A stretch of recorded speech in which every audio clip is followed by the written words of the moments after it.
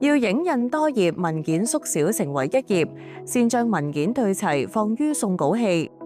示範例子係一份8頁單面嘅文件，打印目標效果如上圖所示。喺主畫面點按影印，於基本功能點按合併影印，選擇合併效果，如要8合1影印，點按其他，選擇8合1，點按確定，最後點按啟動開始影印。